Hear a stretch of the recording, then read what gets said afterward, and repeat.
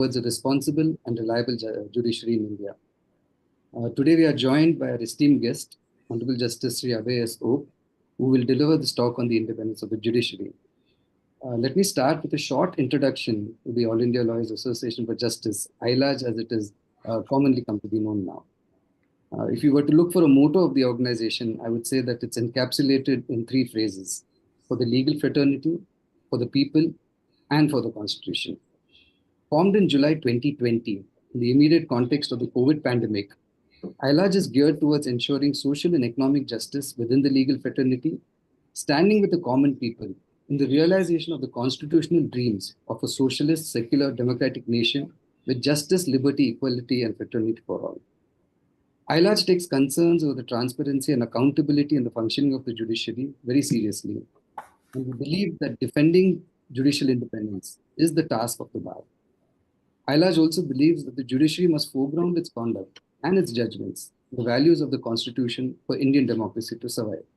It is in this context, in the 75th anniversary of the Indian Republic, that we are organizing this webinar. Just last month, on the 21st of December, as part of ILAJ's second national conference, which we held in Cuttack, Odisha, we had organized a public lecture on the same subject. We were grateful for retired Supreme Court Justice Ananga Kumar Patnaik, who was the chief guest, and retired Madras High Court Judge Justice Chandru for agreeing to speak at that public lecture.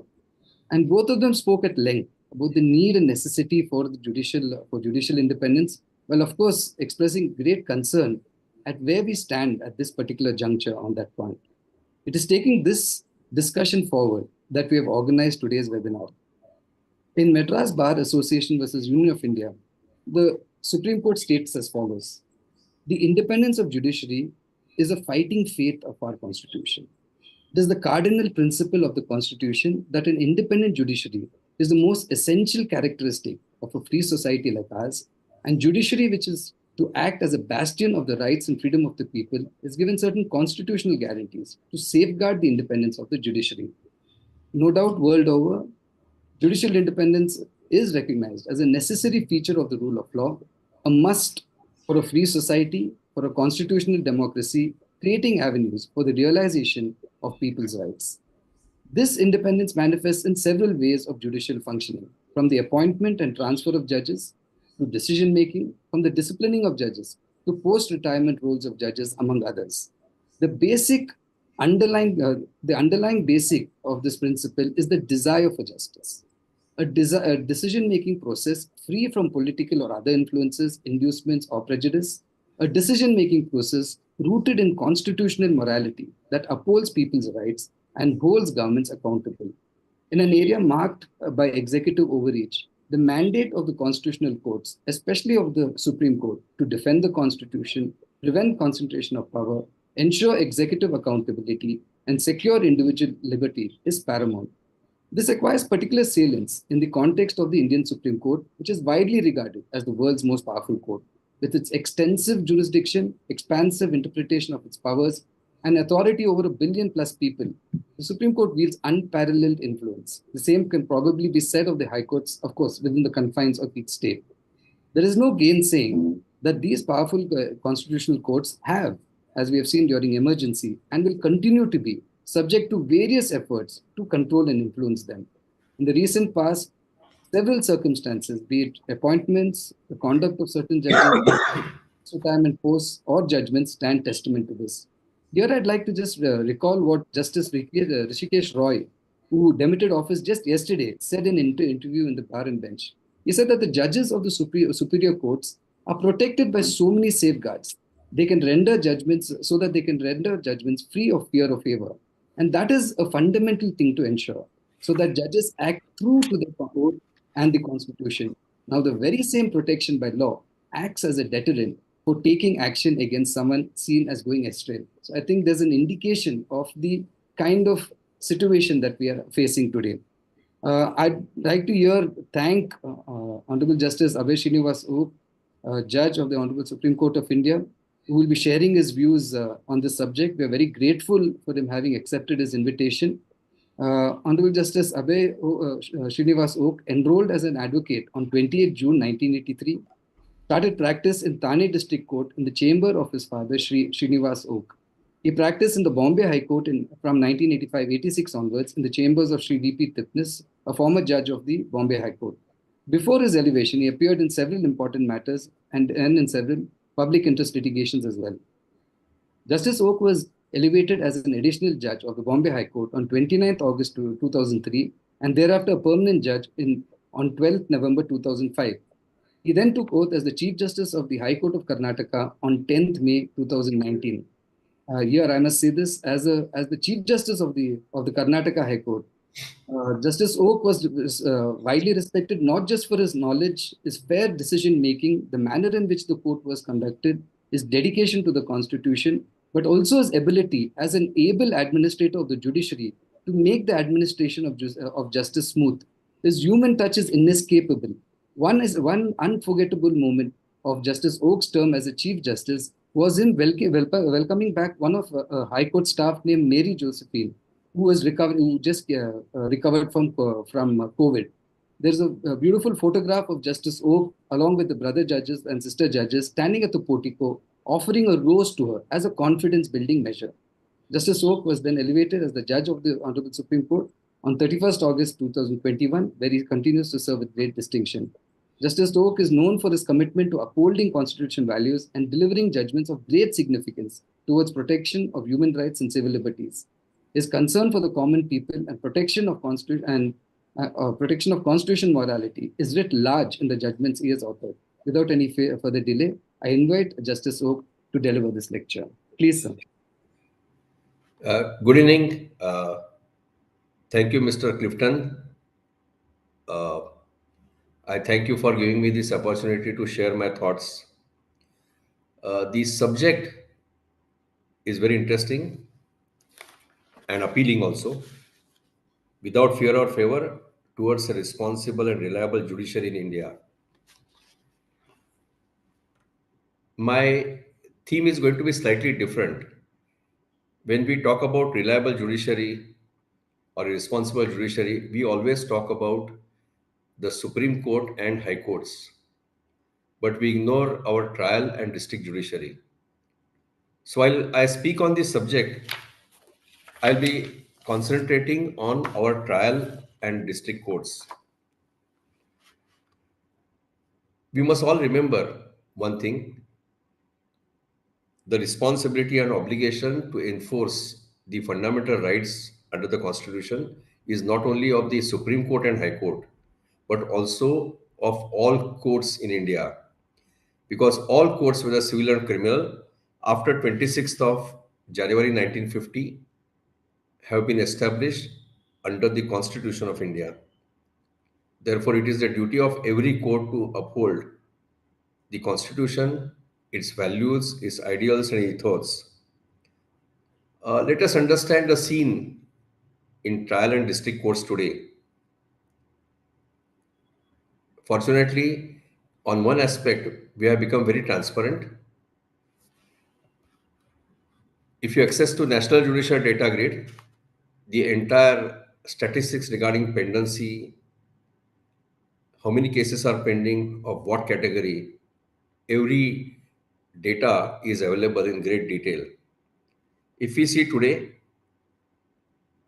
the pendency of cases in our trial and district courts is 4 crores 52 lakhs approximately. The sanctioned strength of our trial and district judiciary across the country is about 29,247. And as of today, 21,153 posts have been filled in. So there are vacancies of about 8,000 judicial officers. Now, out of this 4.56 crores, 76% are criminal cases and 24 are civil cases. Therefore, if you make a broad calculation, on an average, each judge in our trial and district judiciary has to deal with file of 2,140 cases, which by any standards is very huge.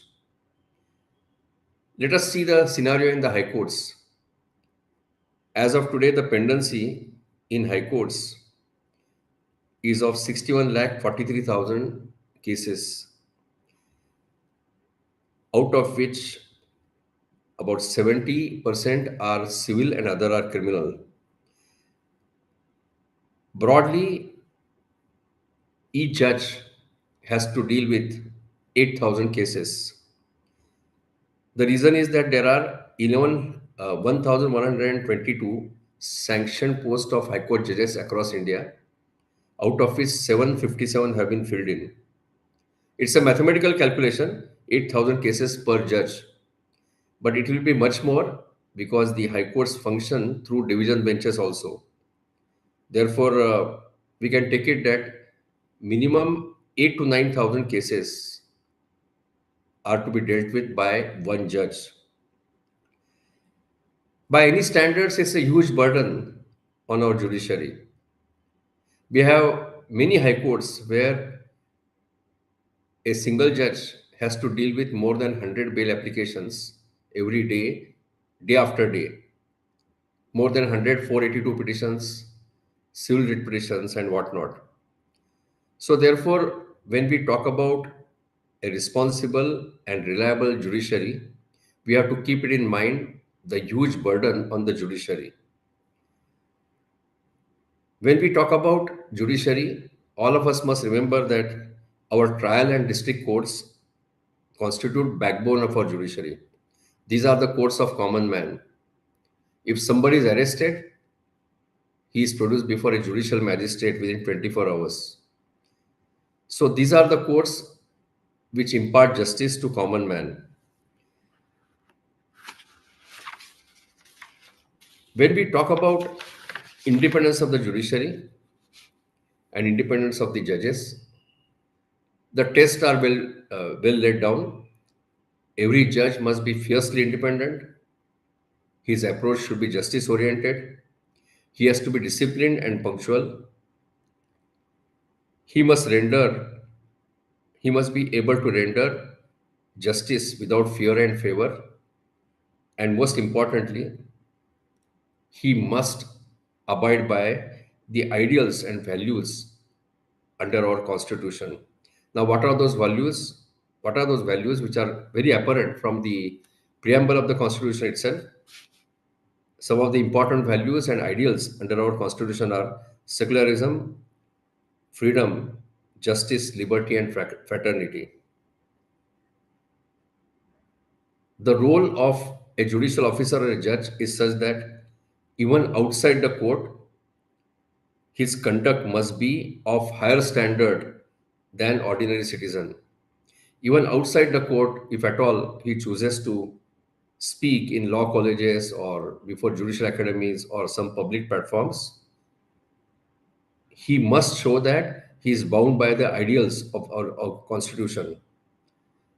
When he takes oath under the constitution, it is his duty to uphold our constitution. That applies not only to the judges of the Supreme Court and High Court, but also judges of the trial court. Some of you must have seen video of a function recently attended by me. In that function, Professor Upendra Bakshi had interaction with one of the retired judges of the Bombay High Court. When the Honorable Retired Judge asked one question to Professor Upendra Bakshi, the question was, how will you describe three best qualities of a judge? Without a gap of second, Professor Upendra Bakshi said, spine, spine, and spine. This was the best way to describe the qualities which every judge must possess. Now let us come to the duties, and especially duty to uphold the constitution.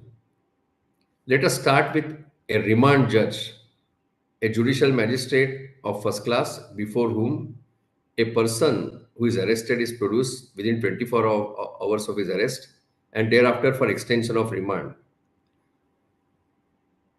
He is entrusted with the most important duty of ascertaining whether the fundamental rights under Article 22 have been adhered to by the police machinery or the investigating machinery.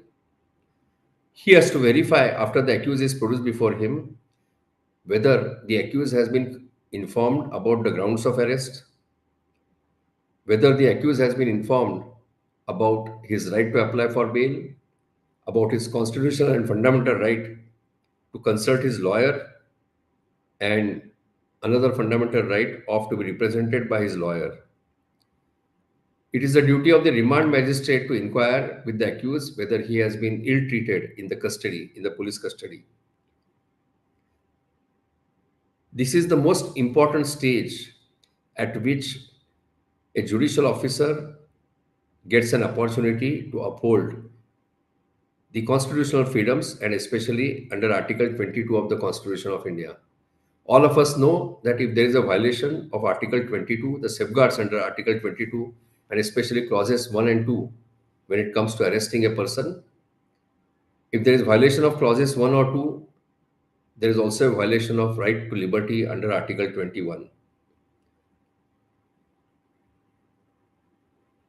There is one question which all of us concerned with the judiciary must ask ourselves whether our remand judges are doing their duty, which is expected under the Constitution. Some of you will rightly say that perhaps some of the judges are not trying to uphold their duty under Article 22. But recently, almost all state judicial academies have taken up this issue, and especially issue of remand judges, and extensive training is being imparted to the new judicial officers.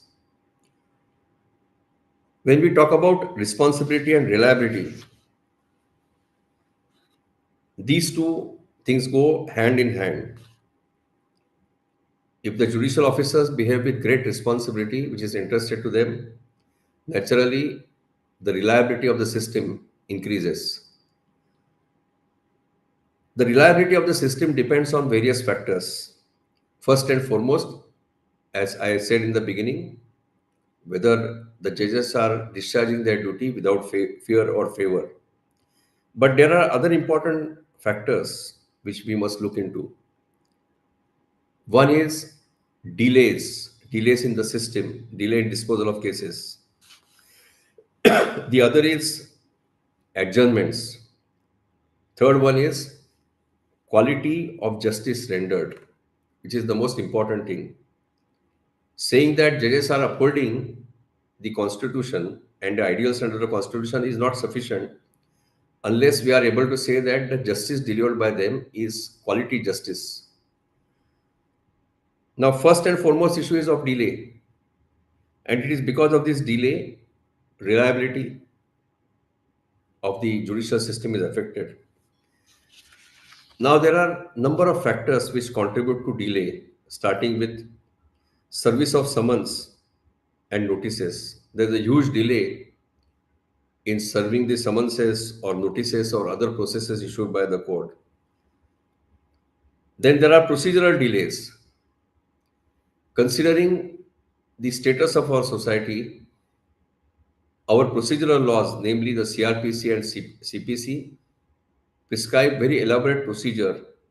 The emphasis, if you carefully study the provisions of both the procedural laws, the civil courts and criminal courts, that is namely Civil Procedure Code and Criminal Procedure Code, you will find that these provisions have been enacted to ensure that there is fairness in the system. These provisions ensure that at every stage, every litigant gets adequate opportunity to put forward his case. And therefore, we have elaborate procedural provisions. Due to these procedural provisions, sometimes the life of a case is delayed. When we talk about reliability and responsibility of the judicial system or the judges, we must remember one thing, that unless the members of the bar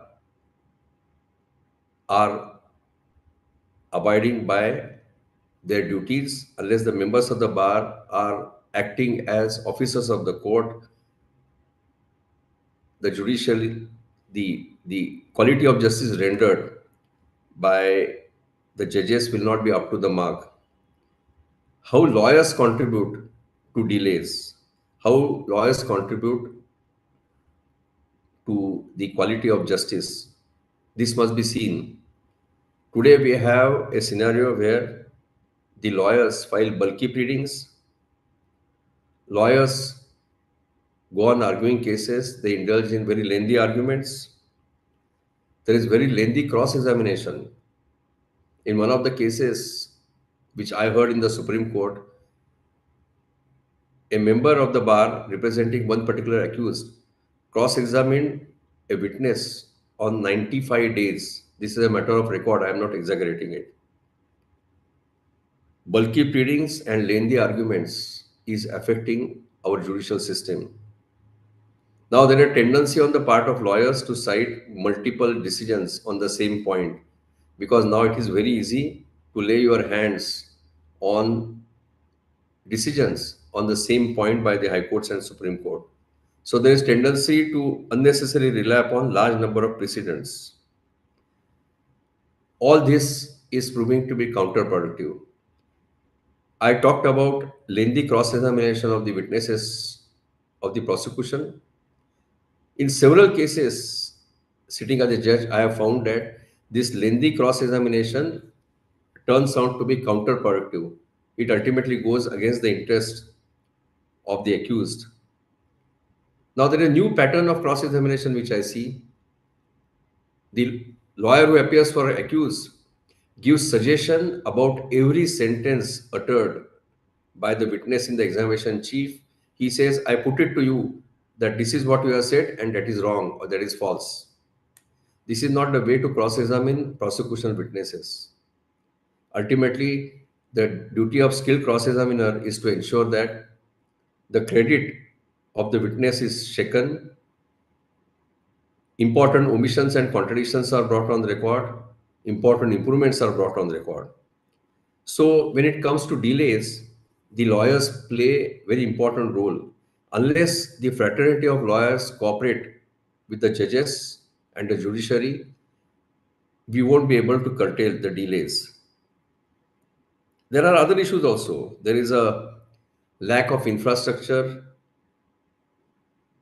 adequate administrative staff is not made available to the judges. Elementary facilities are lacking in the court. We always talk about use of technology. Go to taluka courts in various parts of our country. Forget about connectivity of internet. The connectivity of electricity is poor. Very often the electric supply is disrupted. Most of the courts in taluka places, barring few states, are lacking basic facilities. If we expect our judicial officers to render quality justice, it is imperative that we provide them better infrastructure or at least basic infrastructure. There are many courts where large number of women judges are working. We find that even proper washrooms are not made available. I remember about 18 or 19 years back, I was administrative or guardian judge of one of the districts. I visited that district as the number of courtrooms in the main court complex were not adequate.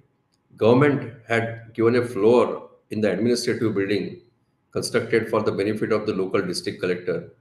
On one floor, there were 9 courts, and all 9 judges were women judges. And I found that only one washroom was provided to 9 women judges. So, lack of basic infrastructural facilities is another important issue. We always talk about infrastructure to High Court and Supreme Court. Most of the High Courts in our country have beautiful buildings with all the modern amenities.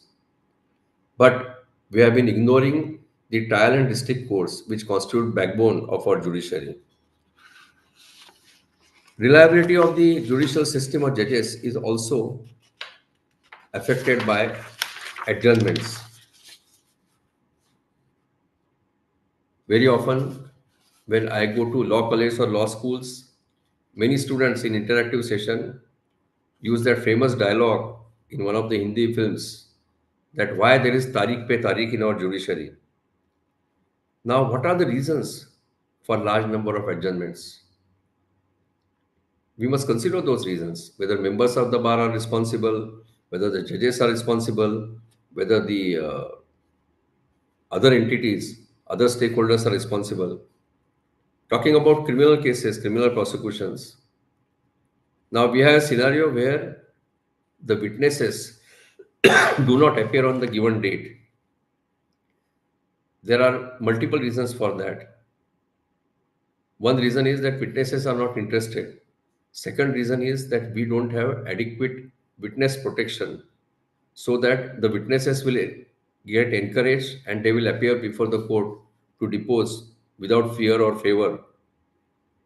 So one reason why criminal cases are adjourned is absence of the witnesses. But I feel that by and large, when it comes to adjournments,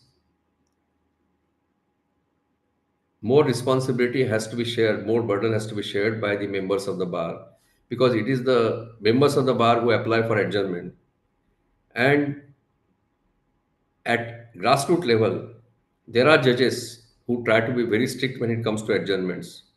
But all of you know what happens. If a judge is strict about adjournments, then the local bar associations protest, they pass resolution against the judge, they complain to the high courts.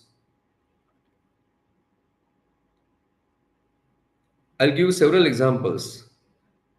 In many courts, especially our taluka and district courts, if unfortunately a member of the bar dies, there is a standard practice that on that day nobody works in the court. Given the huge pendency and filing, now these old traditions must be discontinued forthwith. I'll give you an example. Suppose there is a court complex having 10 judges sitting in that particular court. If the court complex is in a bigger city, naturally there will be at least 500 to 1000 cases on cause list of these 10 judges. If members of the bar abstain from working, about 500 to 1000 cases are adjourned without transacting any business. Out of those cases, maybe 200, 300 litigants may be present in the court, they go back. Losing one working day for any reason is nothing but a crime. And this happens not only when member of the bar dies, notwithstanding well settled law by the Supreme Court, still in many places the lawyers are resorting to weapon of boycotting or abstaining from the court work. Today, sitting in Supreme Court, I had to issue notices to a number of bar associations who take recourse to boycotts. I had to do that when I was judge of the Bombay High Court. I had to do that when I was Chief Justice of Karnataka High Court. Adjournments is one area which contributes to the delay and that affects the reliability of our judicial system, reliability of our judges. There is another issue where we are lagging far behind 75 years after the Constitution came into force. Today, we are not able to fix right priorities when it comes to disposal of cases. There are statutes like Hindu Marriage Act or some other matrimonial laws which prescribe outer limit for disposal of cases. There are a number of statutes like Negotiable Instruments Act where there is a statutory provision that a prosecution must be decided within a particular time frame. Keep aside these statutes, but otherwise we do not have a rational policy about which cases we should be giving priority. Then all those arguments take place. Now there is a Commercial Courts Act, there are arbitration matters, and the argument is that these are the matters which should be given priority. I have I have joined issues with such thought process. Yes, there are commercial matters, there are arbitration matters, but percentage of these cases is insignificant if you consider overall filing and pendency. There is no provision for giving, we say on paper that we give priority to the cases of senior citizens, cases of those who have completed 60 years of age. Adopting such a blanket policy has its own dangers. I'll give an example. In many high courts, we have second appeals under Section 100 pending for 20 years, 25 years. And you will find, this is a harsh reality, you will find that when the second appeals come up for hearing, the second or third generation of original litigants are parties to the second appeal. Now, the question is whether we should give priority to some case, some second appeal, because one of the litigants is 60 years old, or whether we should give priority to a second appeal where second or third generation of litigants are prosecuting the cases. Same thing arises in matrimonial disputes. If there are matrimonial disputes, cases involving matrimonial disputes where young couple is involved, are you going to give priority to matrimonial disputes of those who have crossed age of 60 years? So giving priority to senior citizens, cases of senior citizens is hardly a solution. We need to have a policy governing priorities to be given. There is another area where there is imbalance. That area is our constitutional courts, namely High Court and Supreme Court, directing trial courts and first appellate courts to decide cases within what we call it as time-bound schedule. Of course, now there is judgment of the Constitution bench, five-judge bench of the Supreme Court, which clearly lays down that the constitutional courts should not fix time-bound cases, should not fix a time-bound program for disposal of cases, either before the High Court or before the trial and district courts. And this should be resorted to in exceptional cases. Unfortunately, even today, we find a scenario that some of the high courts are fixing outer limits for consideration of the case. There is fundamental issue about it. Somebody can afford to go to high court or somebody can afford to go to Supreme Court, and he tells the court that, look, my case is getting delayed, therefore give priority. We pass orders sitting in constitutional courts giving priority to such litigations without understanding that there may be several other litigants who may be waiting in queue and who wait in queue patiently because they can't afford to come to the higher court. And what we do is we give priority to a case of a person who can afford to come to higher court. So therefore, we need to work on fixing priorities. Reliability of the institution gets affected if we don't have proper priorities. The reason is a poor person or a common man feels that cases of those who are affluent are being given preference. That's the impression they have. I'm not saying that it always happens that way. There are judges who are very conscious enough to give priority to the cases of common man, cases of poor people. But as a whole, we do not have a clear policy laying down the priorities. If we want to increase the reliability of the courts, we need to have a policy framework. There is one more area where the quality of justice rendered by the judges is affected. Now, during last 10 years, I have seen a very disturbing trend. Unscrupulous litigants file complaints against the judicial officers. Everybody has right to file complaints. But what is happening today is that not only that the complaints are filed to the High Court or Supreme Court, but copies of the complaints are circulated by unscrupulous litigants. They serve copy of their complaint to the concerned judge, and whatever is stated in the complaint, even if it is frivolous, that goes viral on the social media. Clifton referred to the interview by my esteemed colleague Justice Rishikesh Roy. There are good reasons why there is a protection granted to the judicial officers. Because if protection is not granted, you can imagine what unscrupulous litigants do.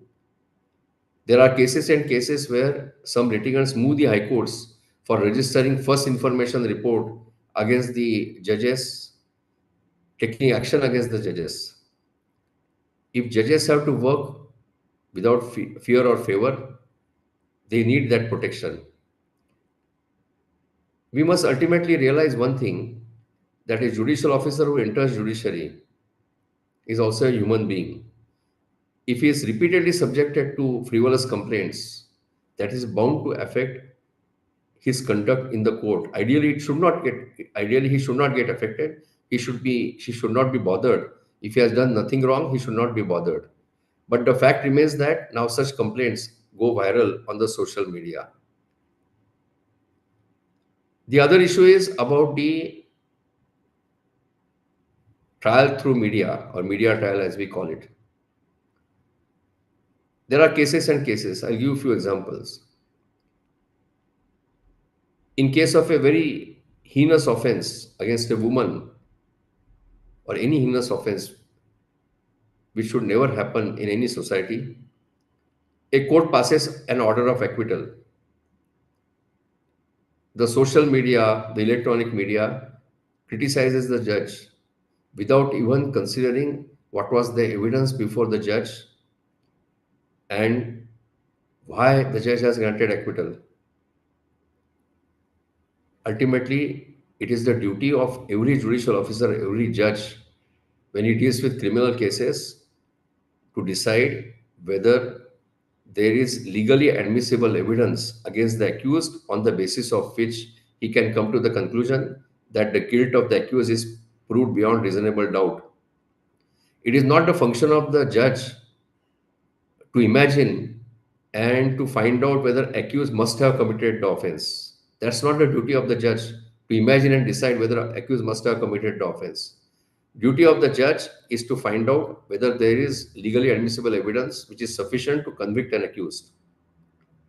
And if the judge, even if the case is serious, the case may affect society, if he comes to the conclusion that there is no evidence to convict the accused, or it is a case where benefit of doubt should be extended to the accused, it is his duty to acquit the accused. If he does not do that, and if he goes by the seriousness of the case, the pressure of social media, pressure of media, then it amounts to moral conviction, which has no place in our constitution. Ultimately, our constitution protects liberty of every individual under Article 21.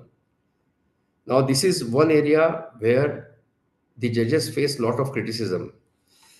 The judges face a lot of criticism if they grant bail, because common man and even those who belong to media, they do not understand the difference between grant of bail and acquittal. It is true that judges are being criticized for not granting bail in deserving cases, and that justification may be also correct. But at the same time, we must also consider how the judges are being criticized for granting orders of acquittal or bail without any basis. I have always said on public platforms that it is the privilege or right of every citizen of India to criticize the judgments of the court. But that criticism has to be constructive criticism based on analysis of material and evidence placed before the court.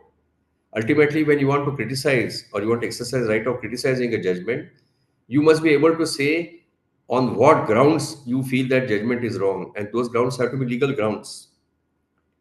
And that protection must be available to the judges.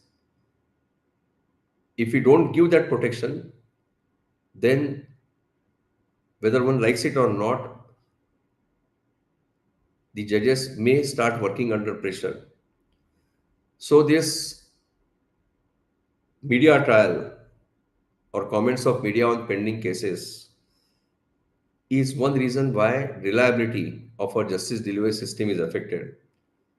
I have said about one more thing on many public platforms, because I must say that Unfortunately, today in our country, 77 years after the independence, we find horrible offenses being committed against women, against senior citizens. The moment it happens, the politicians step in. We have a scenario where a responsible minister, and for that matter, a chief minister, making a public statement that a public statement when investigation is in progress, that we will ensure that the victim is hanged. What is the reason for this? One is a populist measure, and one more deep rooted cause is that the retributive theory is very much in the back of people in our society. They don't know what is the object of punishing a person for committing an offense. And if person holding highest office declares that we will ensure that accused is hanged, that puts some pressure on the judicial officer. Everyone who is part of the society must understand that the judges have to decide every case in accordance with law. Whether there should be death penalty or not is something which is left for the session judge to decide. Nobody else can decide. There are well settled norms in which cases stringent punishment should be imposed, and it is for the judges to decide. The politicians and other people can't say that in this case or in particular case, particular sentence should be imposed. There are other reasons which we must think about. When we have completed 75 years of existence of our constitution, time for us is to make audit or at least to make introspection about what we have achieved. Every member of the judicial fraternity, which includes lawyers, must make introspection. And then we'll realize that during last 75 years, we have not been able to fulfill the expectations of common man. The common man had great expectations and continues to have great expectations about the judiciary which works under the Constitution of India. And of course, the judges have to introspect more. We, the judges, must find out where we have gone wrong, why we are not able to create an impression in the mind of the litigants and common man that generally our judiciary is not that fiercely independent. There will be views and views on this. And when I say this, I know why I say this because I see the public perception whenever I go to law colleges or other places to deliver lecture. I could see this that everybody feels that the judiciary has not performed up to the mark. When I say this, I can't ignore that some work has been done by judiciary. The PI jurisdiction, that's very important, right from days of Justice Krishna Iyer and Justice Bhagwati. So many good decisions have come in view of some of the decisions of the constitutional courts. Some transformation has taken place. I'll give an example. Uh, Famous DK Basu's case, which laid down guidelines regarding arrest. Thereafter, the legislature had to step in and amend the CRPC. Several things have happened. We can start with Bandhuwa Mukti Morcha case and end with several recent decisions where, because of the decisions of the court, there is a transformation brought about in our society. But that is not good enough. Now, when we discuss this issue, we must also remember one thing. That's the question which every member of the bar must ask to himself, that how many members of the bar are now acting as the officers of the court first. Law is well settled. Every member of the bar is first officer of the court and then mouthpiece of the client. Why there are bulky pleadings? Why there are lengthy arguments? Why lawyers consume more time? Because they fail to abide by their duty as officers of the court. Ultimately, it is the common object of both the members of the judiciary and members of the bar that every citizen of this country Every resident of this country must get quality justice. There has to be a collaborative effort between the judiciary and the lawyers to ensure that we are able to render better quality justice. There are other issues which need consideration. The delay in judicial appointments to the High Court by on the part of the executive, that is one area which is very critical. That is one area where we, the judges, have our own limitations. It is for the members of the bar to raise those issues. Ultimately, we must encourage very competent members of the bar to take up positions in the judiciary. And if only if there is certainty that appointments will go through within a reasonable time, that good members of the bar will be willing to join the judiciary. As far as judiciary in the trial court is concerned, there is one good development which has taken place.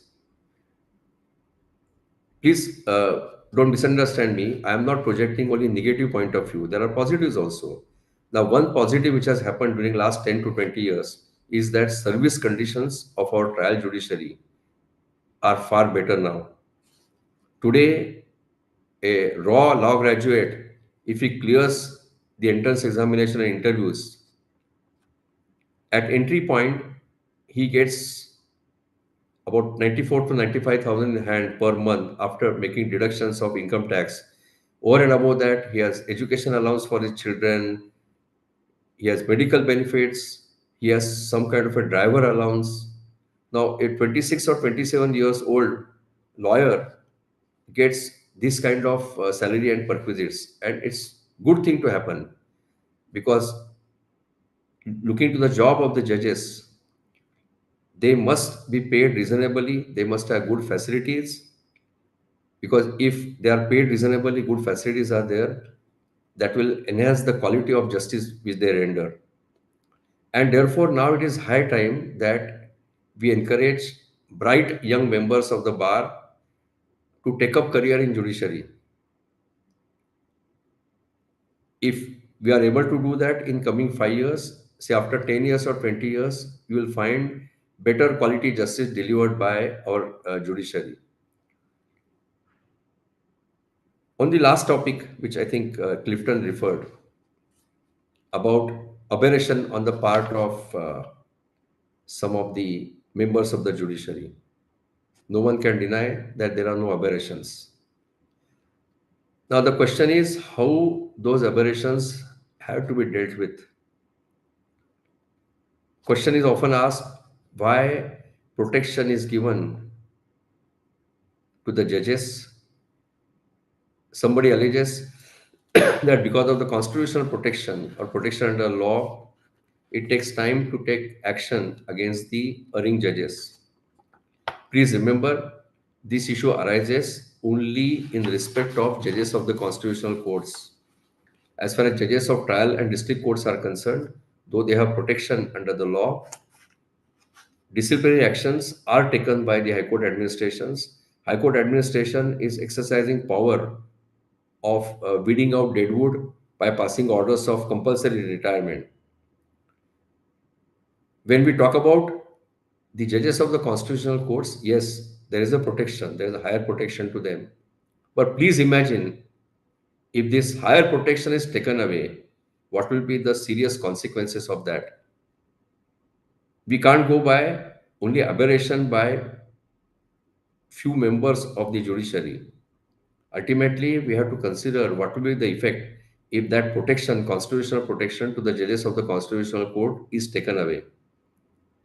Ultimately, why that protection is provided in law and in the constitution? The only reason is that judges must be fearless. Judges must be fiercely independent, and judges must be in position to uphold the fundamental rights of common man under the Constitution of India. Therefore, ideally, yes, every judicial officer, every judge must discharge his duties without fear or favor. If that happens, we will have very responsible and reliable judiciary in India. But of course, that's a dream. But even if it's a dream, there is no harm if members of the bar and bench come together and take several steps to achieve that dream. In fact, that was the dream of the framers of the Constitution. And while I say so, I always believe that the members of the bar, I always request the members of the bar not to generalize. They may find aberration or something wrong with behavior of some of the judges, but don't brand each judge into that category. Because those judges who are working without fear and favor, they always need the support of the bar. And there are instances where independence of the judges of the High Court was sought to be tinkered with by the governments. The members of the bar have responded very strongly. There are instances, I can give a number of instances, but it happens only in case of few selected bar associations. Every member of the bar has to rise to the occasion, and every member of the bar must step in when he finds that the other members of the bar are trying to deprive a citizen of his fundamental rights. I don't want to name the case, but I had to deal with very unfortunate case in state of Karnataka, where a bar association passed a resolution that no member of the bar should take up a case where one young woman was implicated in one of the offenses. Now, this is something which is completely contrary to the ethos of our constitution. In fact, the members of the bar must should have come forward to defend the girl who was helpless. Of course, that was done by some right thinking lawyers. That's a different thing. But if members of the bar are not proactive, the judges won't be able to act without fear and favor. That every member of the bar must remember this. These are my few thoughts. When I'm expressing my thoughts, all of you must be aware that I'm holding office of a judge of the Constitutional Court and I have my own constraints when I say so many things. Perhaps some of you will be able to fill in the gaps which I have left. I thank Clifton and his colleagues for giving me this opportunity to interact with the members of the All India Lawyers Association for Justice. I am very happy to see the activities undertaken by this Lawyers Association, and we need, though you are calling it as a bar association, it's a lawyers group, and we need such proactive lawyers group who will contribute to the judiciary for upholding the values of our values under our constitution. I thank Mr. Clifton and colleagues. Thank you. Yeah, thank you, sir. Thank you so much. Um, before just concluding, I just want to also acknowledge that retired judge of the Honorable Supreme Court, A.K. Patnaik sir, is also with us, sir. Uh, Good evening, sir. Good evening, sir. Justice A.K. Patnaik. Yes. Justice Patnaik, can you hear us, please? So if you can. Yes. Wonderful. Namaskar. Namaste. Good evening. I heard him speaking because I have conveyed to you he's one of the best judges in the Supreme Court. Thank you. And he spoke very well, covered all aspects of the matter. And of course, he has constraints because he's sitting judge. So he has constraints. With those constraints, spoken very well, covered all aspects. Thank you, sir. Thank you so much. I was just going to say that actually, I think in a way, today's talk by you, it's very enlightening for us also, in the sense that how do we really understand this independence of the judiciary? It cannot be just one part. I think what you've laid out before us is the entire of how, especially the responsibility of lawyers, and I think the bar cannot escape from that. To be responsible to the judiciary, to be responsible to the people for who they actually have to work. So I'm most grateful to you for your talks. We are hoping to actually bring out a booklet also, which will carry Justice Patnaik's talk, Justice Chandru's talk, and hopefully, if you are willing, we'll also would love to carry this. Yes, yes. So, if you don't mind, there's just a couple of questions. Please, I can answer those. Yes. One was I think you've touched upon this in towards the end, but it's come, so I'll just lay it before you. What is it that the members of the bar can do to protect judicial independence? That is one. The second one that has come is in regard to the conduct of judges. That I think you've already spoken about. So I think that is fine. But yeah, broadly, what is it that the members of the bar can do to protect judicial independence? That's a very specific question, sir. Uh, there are two or three parts of it. One, where the members of the bar find that the judiciary is under attack, and the independence of the judiciary is under attack, they must take a strong view. And that's not only individually, they have to act collectively. One example, all of you know what happened in 1991 in Bombay High Court, where there were resolutions passed by the two very powerful associations condemning conduct of sitting judges. When something happened in 2017, where at the instance of the government, some important matters were withdrawn from a judge of the High Court at Bombay, the Bar Association acted within few hours and strong resolutions were passed. So bar associations must be active. I give you example. When a bar association passes a resolution that case of a particular accused should not be taken by any member of the bar, it's not only question of that particular accused, it's a question of independence of judiciary here also. Because what you are trying to tell is that a particular person should not get justice from the court. Therefore, these are the issues which have to be taken up as institutional issues by the members of the bar. Now, today we find a scenario, especially in taluka and district courts in some parts of our country, that bar associations take up the issues only when they find some judge to be very strict, some judge who insists on not granting adjournment. So the members of bar must travel ahead and start taking up institutional issues. If members of the bar are proactive, right thinking judges in the judiciary, they will feel that here are the members of the bar who are willing to stand by the independence of the judiciary. Here are the members of the bar who are willing to stand by those who are fiercely independent. So that impression has to be given by the members of the bar to the members of the judiciary. And one more area where bar can be very active, all bar associations must conduct programs for educating the young lawyers. They must tell the young lawyers what is the meaning of art of advocacy. Senior members of the bar must encourage, especially those who are practicing in district courts, they must encourage some young and brilliant lawyers to take up career in judiciary. Senior members of the bar or successful members of the bar in the High Court, when offered judgeship of the High Court, they should not say no.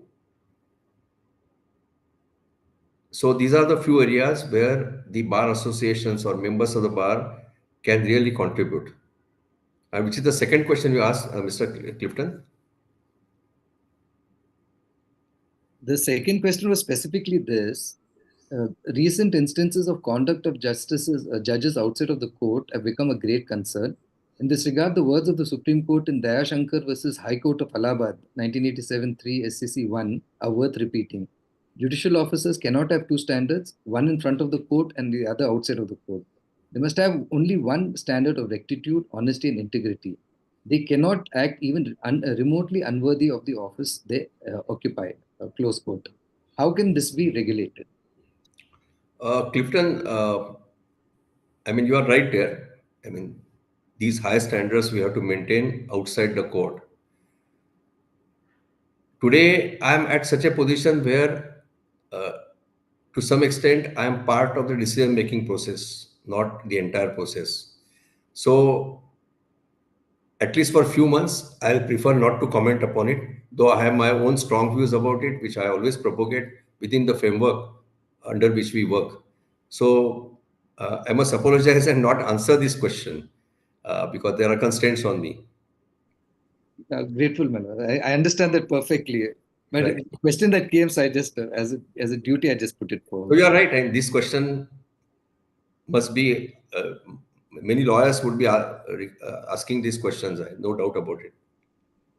There is one question that has come, which is, I think, a little more general. It is, how can the judiciary respond to challenges we face, such as the rising tide of inequality in the country? See, ultimately, it's a huge challenge, no doubt about it.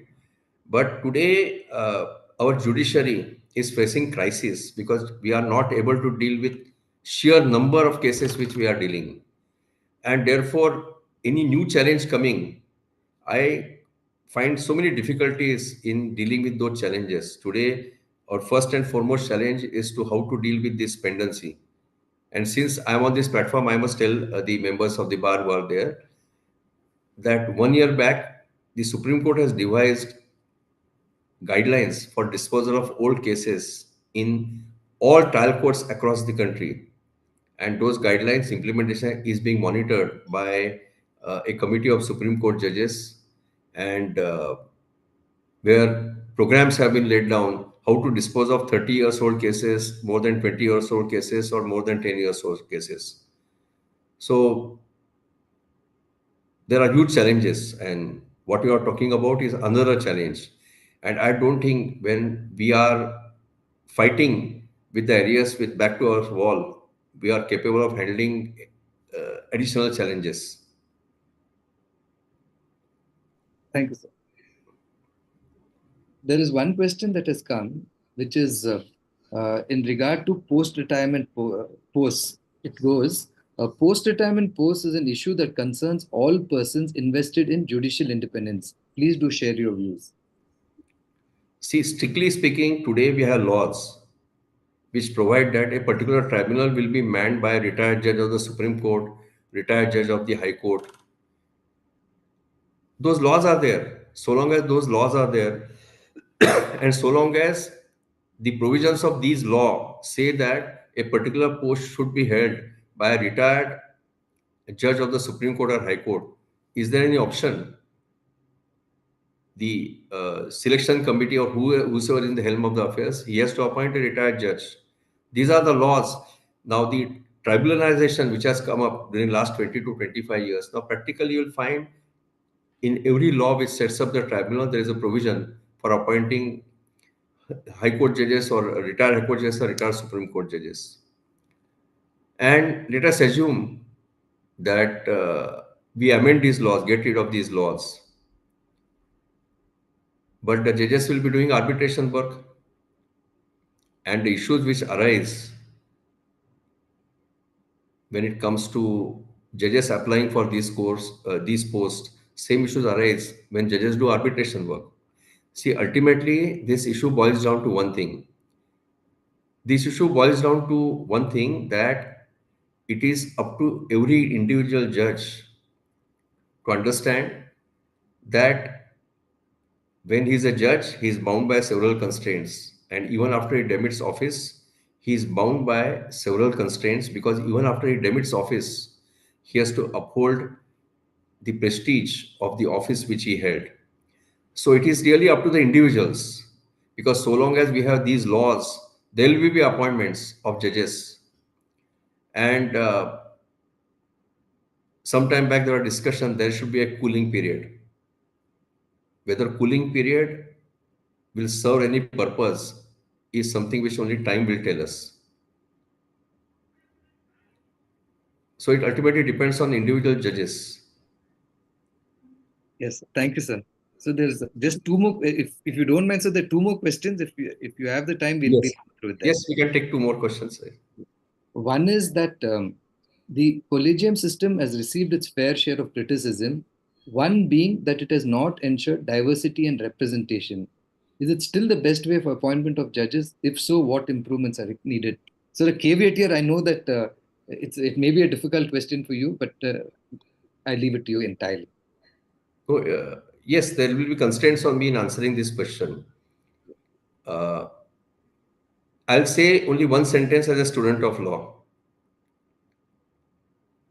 No system can be perfect. No institution can be perfect.